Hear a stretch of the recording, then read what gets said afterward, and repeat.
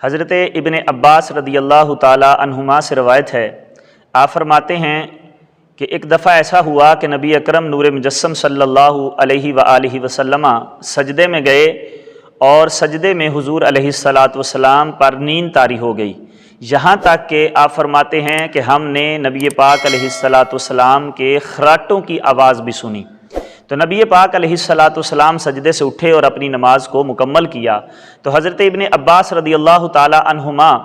آپ عرض کرنے لگے، یا رسول اللہ صلی اللہ علیہ وسلم،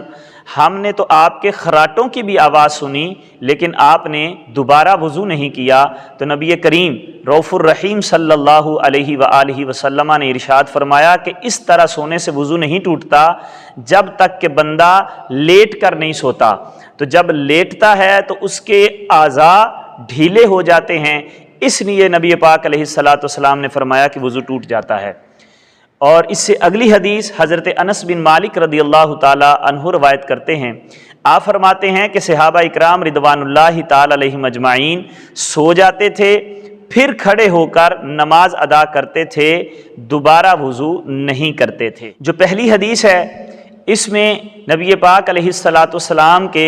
سونے کا ذکر ہے اور خراٹوں کی آواز کا بھی ذکر ہے، تو اس سے پتہ چلتا ہے کہ کوئی بندہ اگر بیٹھ کر یا سجدے میں یا قعدہ میں یا رکوع میں یا قیام میں سو جاتا ہے تھوڑی دیر کے لیے پھر اٹھ جاتا ہے تو اس کا وضو نہیں ٹوٹے گا۔ امام اعظم رحمۃ اللہ تعالی علیہ کا بھی موقف یہی ہے، آپ فرماتے ہیں کہ جو شخص بیٹھ کر یا قعدہ میں یا قیام میں یا رکوع میں سو جائے گا تو اس کا وضو نہیں ٹوٹے گا جب تک کہ بندہ لیٹ کر نہ سوئے یا کسی چیز کے ساتھ ٹیک لگا کر نہ سوئے کہ اگر وہ ٹیک ہٹا دی جائے تو وہ بندہ گر جائے گا۔ ان دونوں صورتوں میں اس لیے وضو ٹوٹتا ہے کیونکہ بندے کے اعضاء ڈھیلے ہو جاتے ہیں اور ہوا خارج ہوئی ہے یا نہیں ہوئی اس کا بندے کو پتہ نہیں چلتا، اس لیے حکم لگایا کہ اس سے وضو ٹوٹ جائے گا۔ احادیث کریمہ سے بھی یہی مراد ہے کہ